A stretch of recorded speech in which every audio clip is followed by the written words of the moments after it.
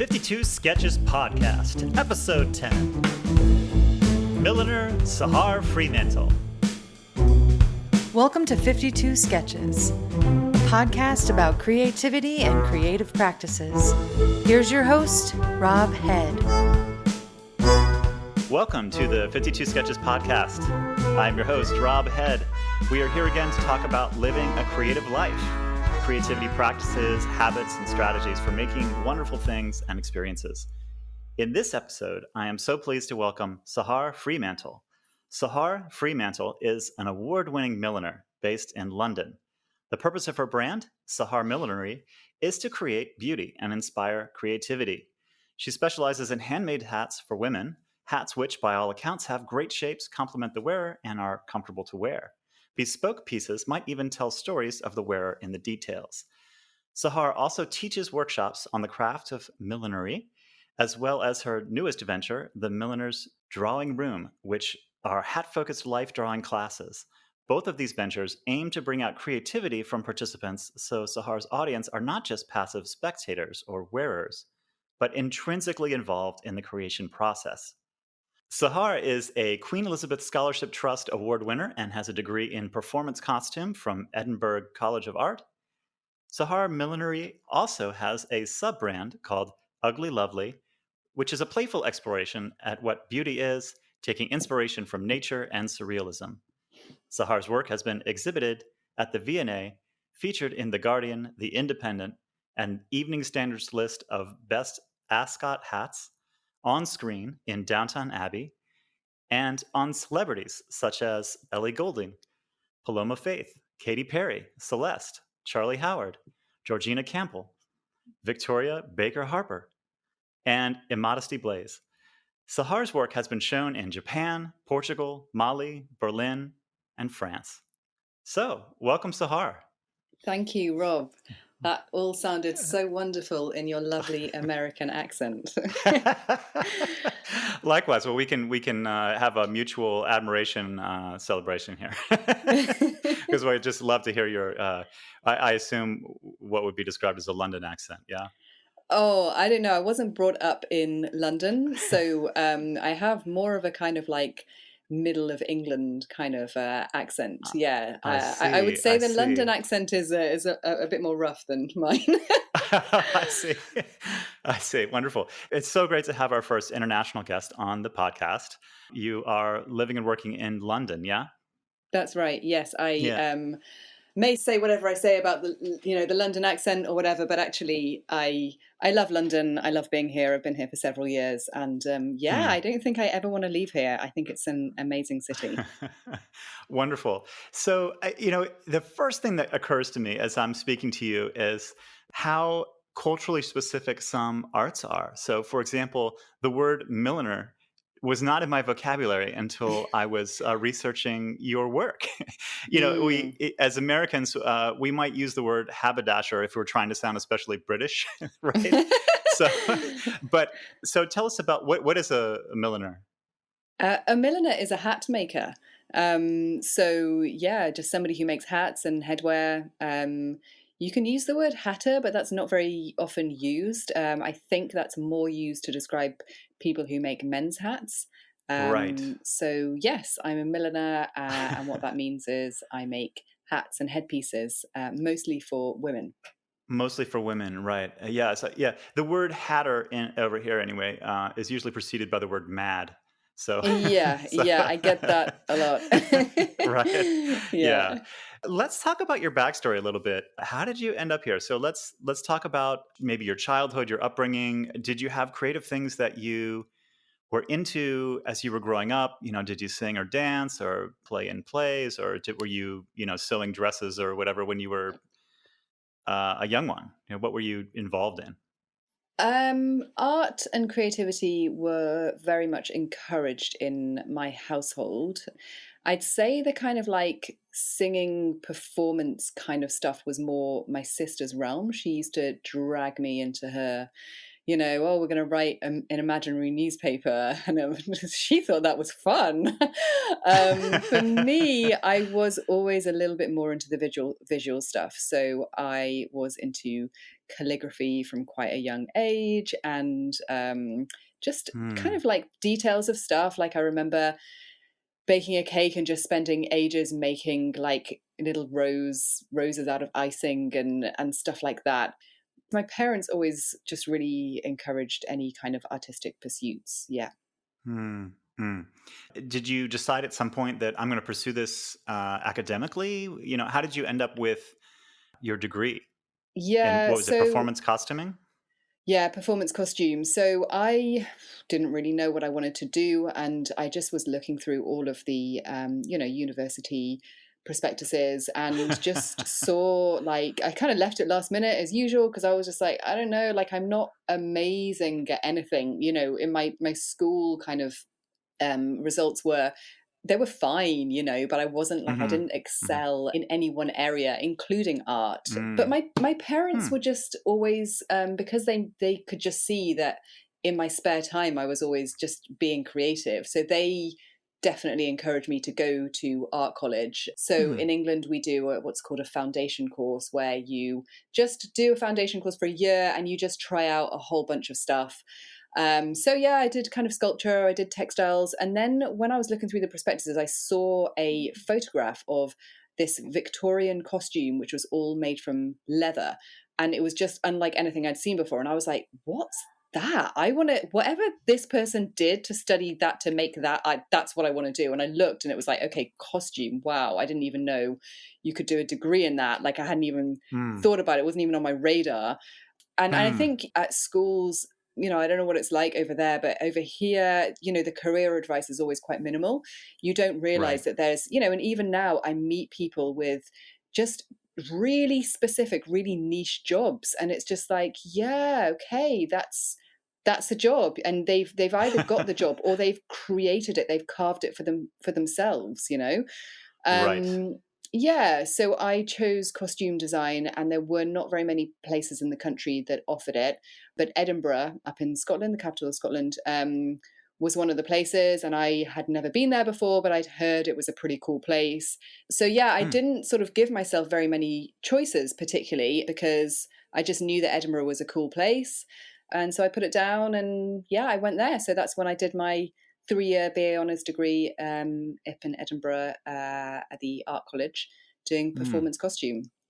That's wonderful. This is turning into a commercial for liberal arts education where you're exploring, like, Yeah. exploring what's out there and without, walking into a university knowing exactly necessarily. And then it's interesting because from there, you can do so many different things. So even, I mean, performance costume, it sounds niche, but there are so many niches within that. So it's Mm. like going into millinery is one. I could have gone into leatherwork. I could have gone into Right. making corsets from a particular decade. Like I could have gone into, I don't know, like dyeing fabrics. There's like, I could have Sure. worked at a costume house. Yeah. There's so many. Yeah, I guess kind of people always say to me like, I don't know, like, how did you know? And it's like, well, I didn't know. Like, I just kind of like every step of the way just kind of went, well, that That sounds hat went good. well. I'll keep doing Yeah. that. Yeah. Yeah, exactly. It Yeah. sounds Yeah. fun. It sounds like it's kind of calling me somehow.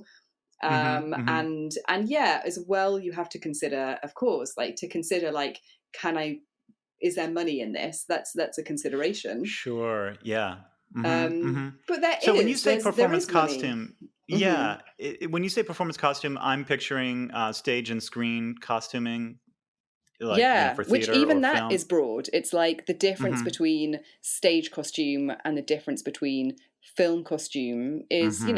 there's quite a difference, actually, and you'll have costume designers that specialize in one or the other most of the time. Yeah.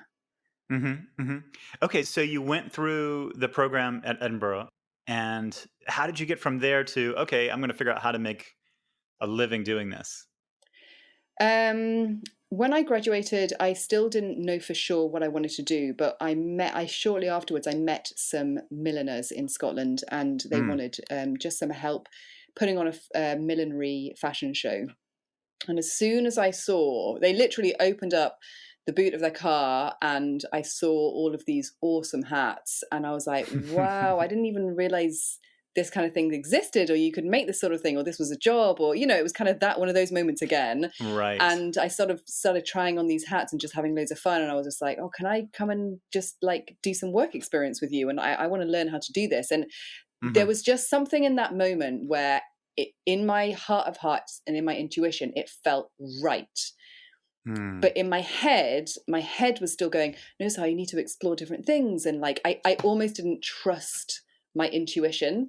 And so Mm. then I spent like a good 2-3 years after that trying out lots of different things. I was making wedding dresses and I was working on, like costumes in films and stuff like that. And in my heart, like I knew that I wanted to specialize in millinery, but it took me years to actually like have confidence in that little feeling. Mm. Right. Wow. Yeah, I think that's something that every artist struggles with is this, listening to the intuition that says this is what you're supposed to be Yeah. doing. Yeah. Yeah. Wow. And Uh, cultivating intuition is a whole other ball game as well. mm. Do There's you like, do you have any practices that help you cultivate your intuition? yeah, I've just started over the years to try and listen a bit more, try and trust a little bit more, to become aware of the voice in my head that's my more kind of my ego and telling and keep trying to keep me safe and telling me not to do stuff. Mm-hmm. Listening to that and hearing that loud and choosing, do I want to listen to that voice or not? Or do I want to Mm-hmm. listen to this other, way more faint voice over there that's going, actually, your heart seems to love this, Mm-hmm. Mm. And that's Right. been a Yeah. kind of a practice developing over years, and it's come from a variety of ways. There's a lots of different ways to do that. So like, of course, in one way intuition can be kind of a spiritual thing, and you can develop Mm-hmm. intuition through spiritual practices, whether that's kind of a visualization meditation or whether that's through prayer, or just creating time to be still. Mm. And then on the other hand, like I've taken part in various personal development courses where we are trained to listen to that negative voice as well, to hear, not listen, but to Yeah. hear it. And Mm-hmm. once you hear that, you realize, like, my goodness, that has dominated, this voice that goes, no, you're not good enough. Who do you think Right. you are? The inner Like that. critic. Yeah, like totally. And by kind of almost putting that on loudspeaker, it's not in your subconscious anymore. It's very much in your conscious, and you can choose at that point whether to listen to that or not. Mm. Mm. I really resonate with what you said about that inner critic being much louder than the soft voice that's saying, "Oh, you love this," Mm. and that it takes personal effort to hear the soft, gentle voice telling you what you need to be doing. Yeah, Yeah, you yeah. And know, I think it's a cross between like the spiritual and the kind of more mind psychological, personal hmm development, self-help kind of stuff that's out there. yeah, Yeah. yeah. Those things are intertwined. Yeah. So, did those folks that were pulling hats out of the trunk of the car? Did they end up becoming mentors or people that helped you along the way, or was that just a moment in time? They Did you did, have yeah, people? for Yeah. for a few months there. Yeah, I would take the bus to the countryside and go hmm work with them in like this millinery shed thing, which they'd built, and it was a fabulous kind of couple of months where I just was. They were just teaching me, and I was working for them just for free. I was, and it was just this cool exchange. Hmm. And yeah, it was lovely, and that's where So I it's learned like my basics. almost like the apprentice model in a way. Yeah, yeah, Yeah. yeah. And now I do the Yeah. same with people. I have interns and work experience. People come to me, come to my studio, and I do the same thing. I Oh, teach that's them, and then wonderful. they go off and do whatever it is that they do with the skills. Yeah. Yeah, and it really emphasizes the fact that every art has this sort of lineage of Hmm. skills being passed, from each generation down the line, and each generation brings something new, but is also dependent on all of the work all the way up the lineage, right? Back to Absolutely. whenever, you know. Yeah, absolutely. You started at some point. You're making hats, and you're having some financial success. Yeah. Yeah. How do you frame your work now? How do you keep inspired? You've expressed that you love to bring joy to people. You love to find ways to help them express who they are as an individual. Is that what drives you, or how do you shape your career in a way that has a sense of purpose? Well, first of all, let me just say that it's taken years to uh it was years when I was doing it on the side. Hmm. And just, I had to start off with, when I first moved to London from Edinburgh, I just Hmm. had to get a standard full-time job because I was like, whoa, this city's expensive Hmm. and I don't know Yes. anyone. Hmm. And that was for years, and I would just be doing my hats on the side, and then like kind of managed to go down part time with that for several years, and then kind of got myself a millinery studio. And then, kind of that's when the website came and everything like that. And that was, it took years. And then it was about 5 years ago when I went full time with millinery. But when I went full time with millinery at that stage, I wasn't making anywhere near the amount of money that one needs to live anywhere, let alone London. Mm. Um, Hmm. so it's been for me a very slow, organic process of growth, which I've constantly worked hard at. And Hmm. I've had some periods, say when that first couple of years when I went full time, it Hmm. felt like I was just shooting in the dark, and I was just saying yes to absolutely everything that came along. I was really, really pushing myself.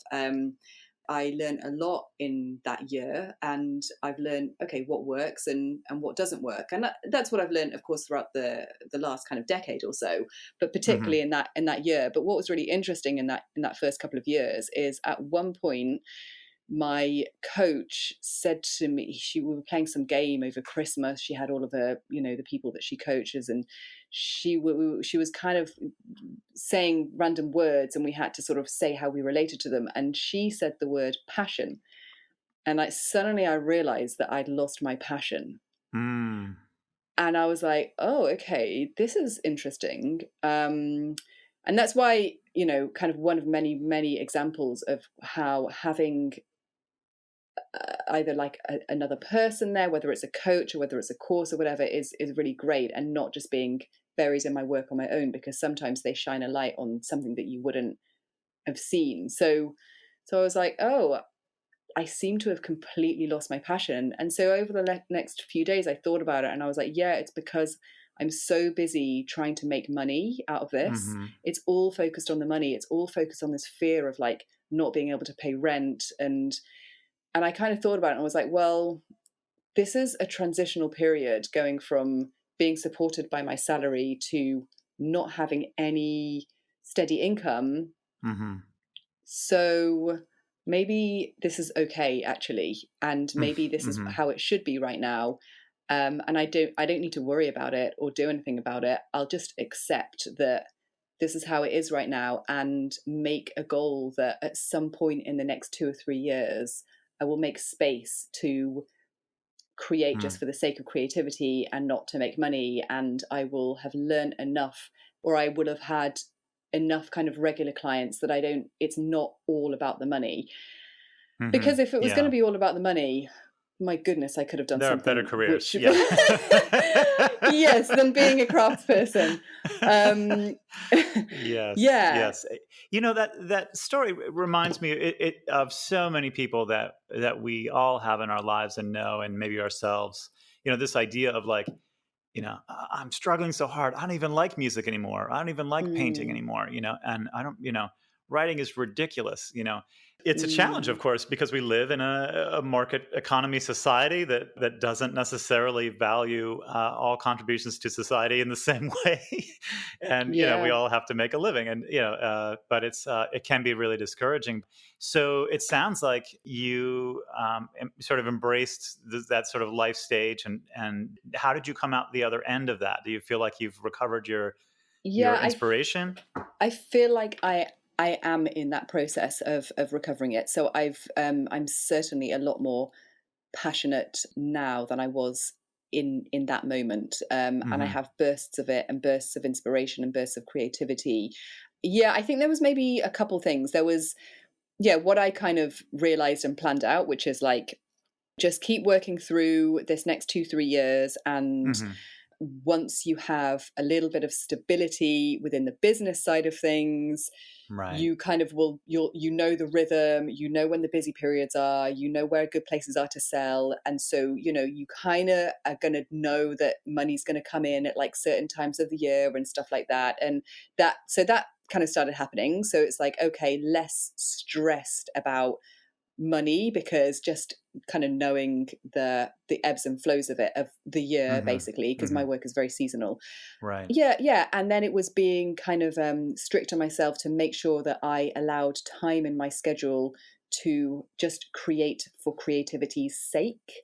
Yeah. So actually just today I wrote myself a list. Now we're sort of in lockdown. It's quite easy to get lost in lockdown, but I wrote myself Mm-hmm. a list to structure my week. And one of the days per week, I've said that I want to spend learning. I've bought myself a whole bunch of like online tutorials and stuff like that, new skills within millinery I don't know.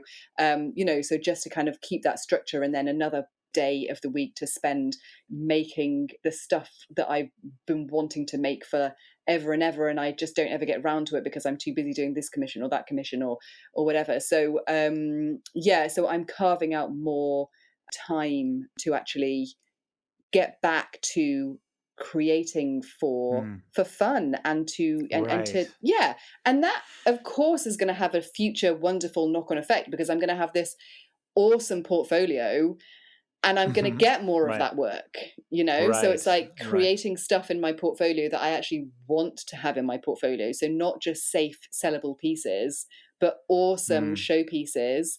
That's the sort of thing that's going to get me seen and that's going to get me noticed. So it will end up contributing to the business side of things as well, of course. Right. And that's the thing about any kind of practice that is not for the short-term benefit, right? For the short-term profit, right? Hmm. It still has this long-term growth aspect to it. It really, it comes back to finding ways of balancing our lives, ways of structuring our lives so that we have time for that. I really appreciate you mentioning that you wrote it out. I'm dedicating this day of the week or whatever it is. Mm. I'm much more familiar with the performing arts, and there's, like a musician needs to practice their instrument, really seriously every day, and Hmm. or an actor, doing vocal exercises or all the things. You mentioned the learning aspect, but are there other things that you do to keep yourself clear-headed and creative that you do on a regular basis? You mentioned the setting aside a day for learning new things. Yeah, which I'm not very good at. I'm not very good at the moment. Like making sure that I myself, without being forced to, kind of do this lesson and that lesson, and sit down, because that's difficult, right? It's like Hmm. the deliberate practice is tough going. Like that's not the fun part. For Hmm. me, the Hmm. fun part is like when I get just an influx of designs, and I just want to, and I design, and I'm like, oh, we could do that, and then it's just like, Hmm. that's kind of the passionate part. But for me, sitting and like following instructions of like this particular stitch or whatever, like, Right. it's like Yeah. deliberate Yeah. practice isn't, Hmm. I don't think it's meant to be fun. It's definitely not meant to be easy, but it's completely necessary to become experts in our field. So that's kind of it's a dedication. And actually Hmm. what I found is, so I said about having interns and work experience people. So I've got a lovely girl with me at the moment in the studio, and is what's helping me is for me to say, let's learn this together, and so we can both sit down and learn something Mm. new. And that is great for her because she's getting all these new skills for free, and it's great for me because it encourages me to actually go down that route, and to learn stuff myself, and to be humble about that, and just kind of go, yeah, I might have been doing this for 10 years, but there's still so much I don't know.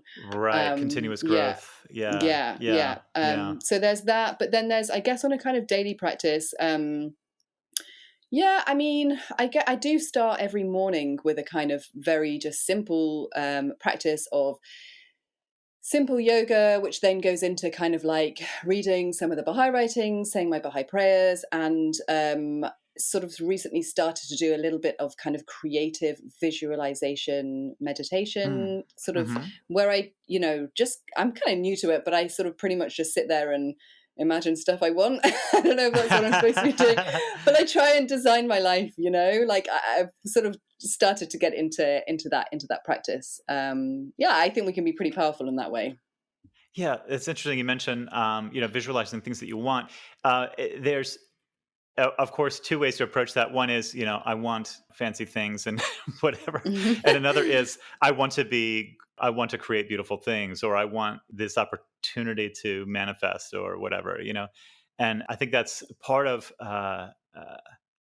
getting to our goals is to understand what is it that I want. Not the trappings of what I want, but what is it specifically that I want to be doing and contributing. Is that how Yeah. you experience it? Yeah, I think so. Yeah. And I mean, I'm a fan of both. Like, yes, I want this fancy whatever thing, we can visualize. I'm all up for Right. visualizing material stuff, but, Yeah.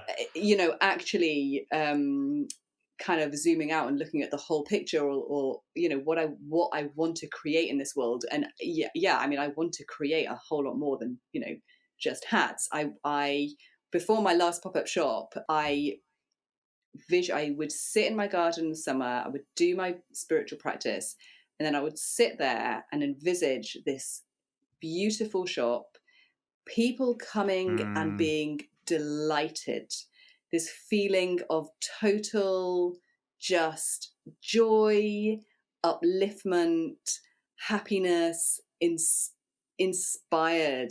People would just be, Mhm. and Mhm. I honestly, like, I was blown away. All of that came true in my pop up. Like, Wow. Yeah, I that's was just fantastic. like, I couldn't just, it was exactly as I'd visualized it. People would walk Mm. into the shop and they'd be like, oh, wow, I love this. Oh my God, I'm so happy you're here. I'm so happy to see. They would greet me like I was their long lost friend. Like, Ah. it was beautiful. It was so, so, so beautiful. And so I guess what it was is like I was kind of focusing in on the feeling, on that kind of the feeling of upliftment and Mm. joy. And then, like, of course sales came from that, like, yeah, of Right, course they right. did. And Yes, that's yes. great. But the Mhm. feeling of them, and then therefore the feeling of me just feeling so good, like that, that's kind of the priceless thing, isn't it, really? It really is. Yeah, I'm thinking of a lecture that particular composer conductor gave, in which he was referring to that twinkle in people's eye. That's the if you don't Mm, get that, you haven't really done your job. Like yeah, that smile in the eyes when people see your work or hear your work or yeah. experience your work. Yeah, yeah. Oh well, that's so wonderful. What a dream to experience that manifesting itself, in Mm. your waking life. Yeah, yeah, Yeah, definitely. And I just like yeah. that's and so it's just great because it's kind of a model of just life, and how much more can I create of that? How can I take that to the Hmm. next level? It's like, okay, cool, that's one pop-up shop. How can I do that on a bigger scale? How can I touch more people? Like, do I Mm. need to get on TV and have a TV program where I do something, and touch millions of people, like, at home? Like, do I, like, Hmm. how can I just expand that and just Hmm. do it more for the rest of my life? If it can happen for baking, it can happen for hats, right? Yes, absolutely. Yeah, yeah. By the way, that's a global phenomenon. Everybody's watching the Great British Baking Show. Oh, that's great. That's wonderful. uh, yeah, let's talk about the future a little bit. Like, what are you working on right now? How is the pandemic influenced everything, and then where do you want to get to, sort of within and beyond the pandemic? Mm. Yeah, it's been a really interesting time. I mean, for me, as I said, my work is very seasonal. Hmm. So I bring And what do you in, mean by that? Let's talk about the seasonality. When are your hot seasons? oh, so for me over here, it's in Springs because that's where the Royal Hmm. Ascot is, which is the horse racing. Hmm. So Right. it's the Royal Ascot, and then it's all the wedding season. So I my see. kind of, yeah, so the time when Hmm. I bring in most of the money of the whole year is in the kind of 6 weeks before Royal Ascot. So Hmm. that's kind of like May and June. I see. Yeah, I can relate to that a little bit because the only time and that I can think of in American culture that we really focus on women's hats would be like the Kentucky Derby, Yeah, you know, exactly. Yeah. and then occasionally I guess some Hollywood events, but that's pretty much it. And so okay, so Yes. you have the horse races and then wedding And season. wedding season, yeah. So in terms of sales, that's kind of my main just kill time going in there and just like, and a lot of my year will be, preparing for that time really. So that's kind of what I mean when I say seasonal. And then, I'll have different hat ranges for different seasons. So of course, a recent range in the last couple of years, I've been doing Panama hats, all kind of ethical and fair trade, and then also in the last kind of 2-3 years, developing a range of more wearable hats for the winter, so like trilby hats and that sort of thing. So I'm yeah, like I used to do just kind of only occasion hats, and now I've got several ranges. I also do sort of headbands, which are more kind of affordable items just to wear kind of every day. So yeah, I'm expanding Hmm. my I see. range of hats. And has that been part of your journey growing professionally to where you can sustain yourself by realizing that I need to fill in these gaps in the year? Or Yes, absolutely. Yeah. So mm, before I started doing any of the kind of personal development type work which I do I had quite a limited mindset, and I just had it that the only time milliners can make money is just before Ascot. mhm, And it is kind of funny, like thinking back at like how I used to think and how trapped I made myself. mhm. And I'm so grateful for, like, I don't know, in America, I think it came from America, the Landmark Forum. If you're familiar with the Yeah, Landmark Forum, is sure. like, Yeah. yeah. Um, I think it's a lot more. It's not bigger in America than it is here. Over here, British people are a little bit funny about doing that kind of work because it's all kind of a Hmm. little bit emotional. Right, And right. you know what us Brits are like, or it Yeah. sounds very American, and you know what us Brits are like. It's like we can't show too much. So Yeah, when you go yeah. somewhere, there's a lot of clapping and a lot of smiling. We get very suspicious. Right. Yeah. Luckily, I've been able to overcome that and dive right in there. And yeah, so it's Yeah. like doing programs like this, where you have a coach and they question you. And so I would have just said, like, oh no, like the only time I can make money as a milliner is just before Ascot. And it's just kind Mhm. of to be in a program like that and just to have someone question you, and then you get to the point where you're so good at it you can catch yourself, so you don't even need to have somebody, you can catch yourself. Right. Self, And yeah, then yeah, limitations. and so then I remember having this thought, and I remember going, oh, that's a limiting thought, isn't it? If I ever heard one. And so I just remember then going, right, I'm gonna just park that. I'm gonna put that to one side. Okay, that's one possible viewpoint. Or I could have another viewpoint where, as a milliner, I can be making loads of money the whole year round. And if I was to do that, how would that be? And Yeah. I remember I sat there and I wrote down about 12 income streams I could very easily have as a milliner, which Mm. would keep me going for the whole year. And so it's like, as soon as I let that limiting belief go, I just opened something up, and it's like, Mhm. oh yeah, Yeah. You're walking the creative path with practical feet, figuring out like how do I yeah. absolutely. Yes, To paraphrase absolutely. yeah. Yes. You remind me of there's a in my neighborhood. I live in a small town in Oregon. Our primary industry is actually a Shakespeare festival, but around the corner from me is a forge, which I don't know what century he thinks he lives in, but somehow he has made a living. He has created a business out of a forge, which sounds so 16th century, but it sometimes just by just sheer will and creative thinking you can find a way. And I've always held on to this notion that there's always a way. There's always a way. We're just not thinking, either broadly or creatively enough to fill in those Yeah. gaps. Yeah. But Yeah, congratulations absolutely. on that, not just having that inspiration, but carrying it through and building your life. It's a beautiful Thank thing. you. Thank Yeah. you. So, are you able to continue working as you normally would during the pandemic, Oh, yes. have you had to change what you're doing? Um, hmm. I have chosen not to change what I'm doing. So at the beginning, when I had the realization that there's a very good chance that Ascot will be cancelled this year, Has that you happened? know, Or yeah, it did happen. Yeah. But mm, when I first had that realization, it was this, that icky, mm, sick, kind of like I'm totally done for feeling, mm, mm-hmm, that kind mm-hmm. of utter loss of like, it's like, this is my life gone down the drain. What am I going to do? How am I Right. going to survive? Like this is, It's a yeah, catastrophe, personally. that Yeah.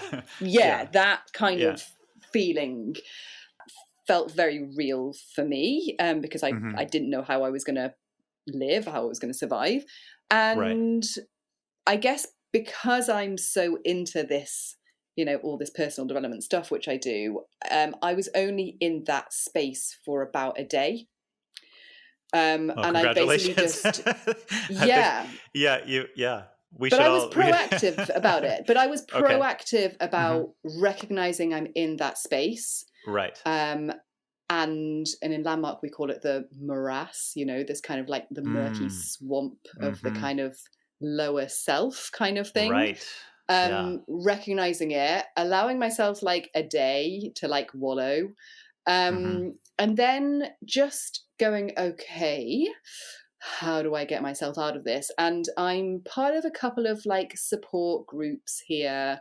One of them is my coach. She's, all her business is the Positive Change Makers Initiative. So I'm part of her group, and I'm also part of a really lovely women's kind of support networking group called Nurture Network. And they're just groups which I'm in, and they're pretty gentle, but we just support each other basically. And luckily, the day after this kind of sinkingness, I had a call with the Changemakers group and just shared really honestly. And we were all feeling like that because everyone in the world was feeling like that at that time. Right. And then pretty much the day after that, because through kind of that call and the coaching, I was able to just kind of go, okay, well, this is how it is right now. It's, I'm probably going to have to accept that the likelihood of Ascot being cancelled, of no one buying hats, I'm probably going to have to accept that this is going to be, like financially, like hmm really super, super tough. But Right. how can I still use this year? And I think, I think what it is once you start thinking in this way, you're thinking about who you're being more than what you're doing. Right. So it's like, who do I still want to be in this year? Mm. I still want to be someone who sparks joy and creativity and someone who leaves Right. people feeling inspired. I can still Right. choose to This is be that person. the human being versus the human doing. Uh-huh. Right. Yeah. Yeah. Right. Yeah. So, how do you spark joy in other people when your normal product is not what's Yeah. what So venues did you find? I did the thing again where I went, right. So I got rid of, that one limiting belief, which is this year is completely destroyed and I might as hmm well just climb under a rock and push that Right. aside. And then did it again, wrote a list again. I'm well into my lists. Wrote a list of all of the ways that I could spark joy and creativity. So one of the ways was I can just start making all of these hats, which I've designed through the years, which I've been wanting to create and I've never had time to. Ah. I can So do your that, right? portfolio is growing Yeah, beautifully. it's like, Yeah. okay, what Yeah. else can I do? I love being in front of the camera. I love interviewing people. I love anything to do with kind of media. I can showcase other people's work. I can like Mm. do interviews with people and do that and showcase other people's work as well as mine. Like and I basically hmm started hmm just kind of going, yeah, I could do this. Yeah, I could do. And then from the business side of things, there's also a whole bunch of boring business stuff, which I've never given myself time to do or never bothered to do it. So for example, writing the content of my website so it's all SEO friendly. And so I then started training myself in that boring business side of things, which was like, okay, how do I find all the right keywords? How do I do this? Hey, now that boring business stuff is what I've been doing for a living for 20 years. Well, I found it, and I'm still working on it. No, I find it really difficult. Like that's an area which I don't want to do, but I have to do it in order to, push myself, because actually I think what I was actually hoping to do this year was pay someone to do that for me. But I'm like, well, I won't have the money to pay someone, so I'll train myself. And I'm very fortunate that I just have a really good network of people around me, and people who I know. But one of my Baha'i friends up in Scotland was like, look, I know all about this. I can just, I don't mind just sharing all my knowledge with you. So basically, yeah, like I have been using this time productively. I've been learning a lot of new stuff. I've been, I'm kind of, finally working through my to-do list of non-urgent things, and it feels really good. Excellent. Well, Sahar, it's so beautiful to hear about your work and your life that you've built for yourself, and all the best. I hope that we do see the Great British Millinery Show yes. in the future. Thank you. Thank you. You're welcome. Thank you so much. It's been an absolute pleasure to talk to you, and thank you so much. You're welcome.